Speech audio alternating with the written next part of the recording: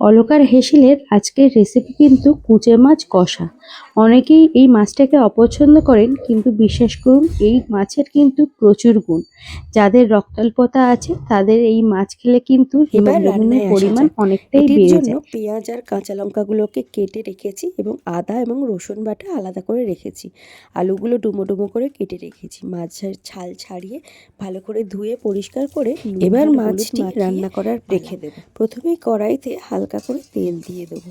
এবার যে আলুগুলো কেটে নিয়েছিলাম একে একে আলুগুলো একটু ভেজে নেব। তেলে কিন্তু আমি আগেই একটু নুন দিয়ে রেখেছিলাম যাতে তেল না ছিটকয়।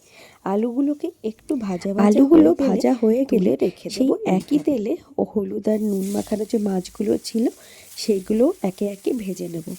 এই মাছগুলোতে পাঁকে থাকে বলে একটু পাঁকের গন্ধ থাকতে পারে, ভালো করে ভেজে নিলে সেটা কিন্তু চলে যায়।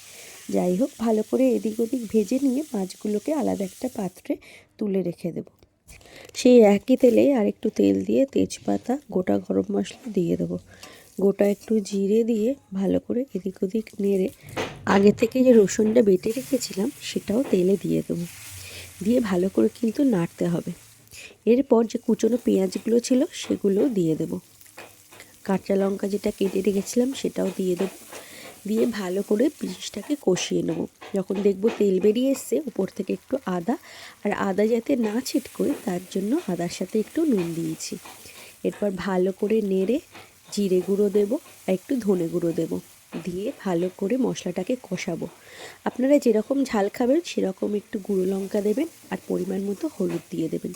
দিয়ে ততক্ষণ পর্যন্ত কষাবেন যতক্ষণ না এটা থেকে তেল বেরোচ্ছে।